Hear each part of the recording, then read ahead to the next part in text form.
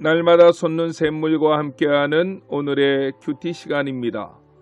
4월 13일 수요일, 오늘의 말씀은 시편 135편 1절로 21절의 말씀입니다.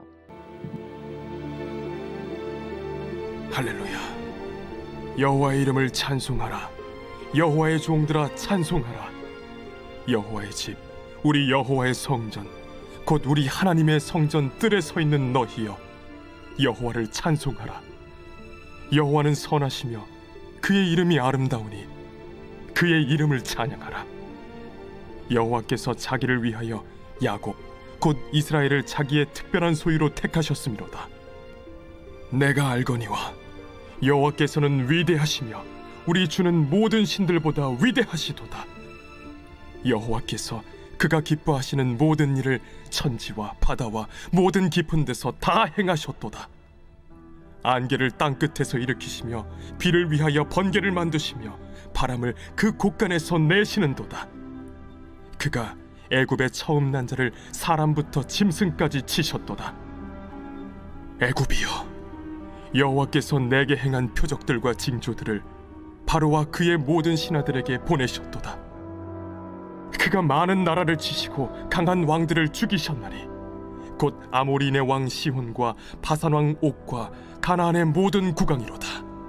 그들의 땅을 기업으로 주시되 자기 백성 이스라엘에게 기업으로 주셨도다. 여호와여, 주의 이름이 영원하시니이다.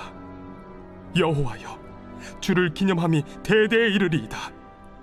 여호와께서 자기 백성을 판단하시며 그의 종들로 말미암아 위로를 받으시리로다.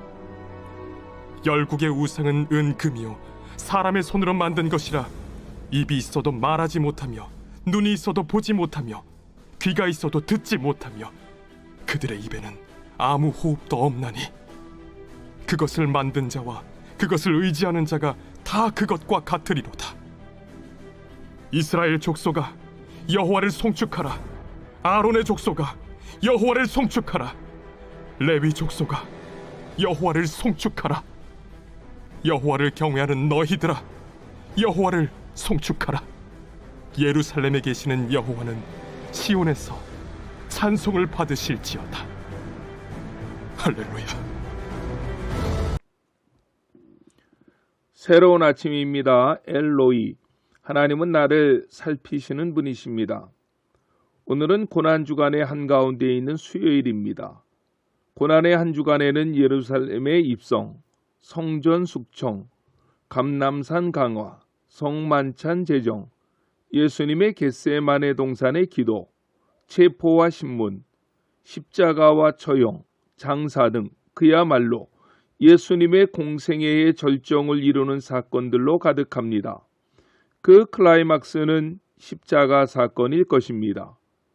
예수님 당시 십자가는 가장 흉악한 죄인이 달려 죽어야 하는 형틀에 불과했습니다. 십자가를 통하여 수많은 강도들과 살인범들, 로마의 반역자들이 죽어갔습니다. 그러나 그 어떤 사람의 십자가도 우리에게는 기억되고 있지 않습니다. 하지만 예수 그리스도의 십자가만은 사람들의 관심과 애정, 신앙 고백의 초점이 되며 그 십자가로 인해 인생 항로가 바뀌어지며 생의 유일한 자랑이 됩니다. 갈라디아서 6장 14절에서 사도 바울은 이렇게 고백합니다.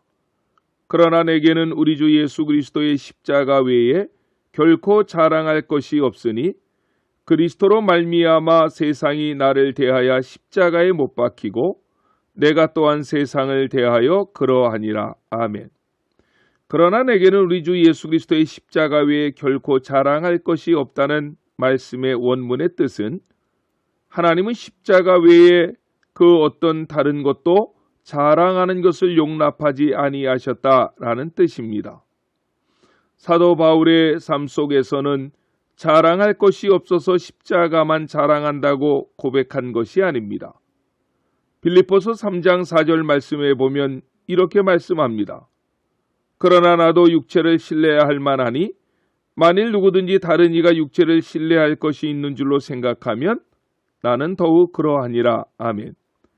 바울에게는 자랑할 만한 것이 많이 있었던 사람입니다. 하지만 그는 빌립보서 3장 7절로 8절 말씀에 보면 이 자랑할 만한 모든 것을 내가 그리스도를 위하여 다 해로 여길 뿐 아니라 인간의 배설물과 같이 여겼다고 했습니다. 왜 그렇습니까? 예수 믿는 사람들은 다른 것을 자랑하는 것을 하나님께서는 금지시키셨고 오로지 예수님의 십자가만 자랑하도록 만들어진 사람이라는 것입니다. 오늘 본문 시편 135편은 누가 이 시를 기록했는지, 어떤 배경하에서 이 시가 쓰여졌는지 전혀 알 수 없습니다. 단지 우리가 알 수 있는 것은 이 시는 할렐루야 시 가운데 한 편의 시라는 것입니다. 시편 150편의 시 중에는 할렐루야 시가 10편이 있습니다. 10편의 할렐루야 시는 할렐루야로 시작하고 할렐루야로 끝을 맺는다는 특징이 있습니다. 시편 135편 역시도 할렐루야로 시작을 하고 할렐루야로 끝을 맺고 있습니다. 할렐루야라고 하는 말은 여호와를 찬양하라는 말입니다. 인생이 여호와를 찬양하는 것은 마땅한 일입니다. 왜 우리가 하나님을 찬양해야 하는지 이유를 알게 된다면 우리는 더 기쁜 마음으로 여호와 하나님을 찬양하게 될 것입니다. 왜 우리가 여호와 하나님만을 찬양해야만 합니까? 고난 주간과 연결해서 몇 가지를 함께 생각해 보고자 합니다. 첫째로 하나님의 선하시며 아름다운 이름으로 인해서 우리는 하나님을 찬양해야만 합니다. 본문 3절입니다. 여호와를 찬양하라. 여호와는 선하시며 그 이름이 아름다우시니 그 이름을 찬양하라. 아멘. 스스로 계신 자란 뜻을 가진 여호와라고 하는 이름, 그분이 육신의 몸을 입고 이 땅에 오셨다고 해서 붙여진 임마누엘, 우리를 죄악 가운데서 구원하셨다는 의미의 예수라고 하는 이름 등등 수없이 많은 하나님의 이름은 선하고 아름답기 때문에 그 하나님을 찬양할 수밖에 없다고 시편 저자는 고백하고 있는 것입니다. 둘째로 하나님께서는 우리를 특별한 소유로 삼으셨기 때문에 그 하나님만을 찬양해야 하는 것입니다. 본문 4절은 이렇게 말씀합니다. 여호와께서 자기를 위하여 야곱 곧 이스라엘을 자기의 특별한 소유로 택하셨음이로다. 아멘. 이사야 43장 1절 말씀을 보면 야곱아 너를 창조하신 여호와께서 이제 말씀하시느니라. 이스라엘아 너를 조성하신 자가 이제 말씀하시느니라. 너는 두려워 말라. 내가 너를 구속하였고 내가 너를 지명하여 불렀나니 너는 내 것이라. 아멘. 하나님은 온 우주와 만물을 창조하시고 다스리시는 전능자이십니다. 그런데 하나님께서는 나를 당신의 자녀 삼아 주시고 백성 삼아 주시기 위해서 이 땅에 오셨습니다. 그분이 나를 위해서 십자가에 달려 물과 피를 다 쏟아 주신 것입니다. 그리고 우리를 향하여서 하나님께서는 친히 이렇게 사랑의 고백을 하십니다. 너는 내 것이다. 나의 특별한 소유로 너를 삼았다고 말입니다. 그 은혜를 입은 우리가 할렐루야로 하나님을 찬양하는 것은 마땅한 일입니다. 셋째로 광야와 같은 험한 세상을 살아갈 때 그 택한 백성들과 늘 함께 하신다는 사실로 인해 하나님을 찬양해야만 하는 것입니다. 그 내용을 그림 언어로 설명한 것이 본문 8절로 15절에 나타난 출애굽과 광야 생활 그리고 가나안 정복의 사건입니다. 이스라엘 백성들이 출애굽할 때도 하나님은 이스라엘 백성들과 함께 하셨습니다. 광야에서 생활할 때도 그들과 함께 하셨고 가나안을 정복할 때에도 하나님은 그들과 함께 하셨다는 것입니다. 즉 우리를 특별한 소유로 삼으시고 그냥 버려두시는 것이 아니라 어느 때든지 어디서든지 하나님은 늘 우리와 함께 하신다는 것입니다. 그러므로 우리는 그 하나님을 할렐루야 찬양하며 경배해야 한다는 것입니다. 그런데 본문 15절로 18절 말씀에 보면 우리에게 이렇게 말씀하십니다.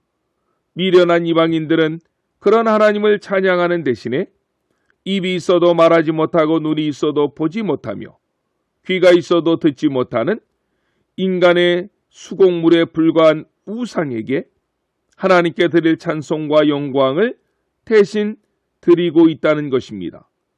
그것이 얼마나 어리석은 일이냐고 우리에게 하나님은 반문하십니다.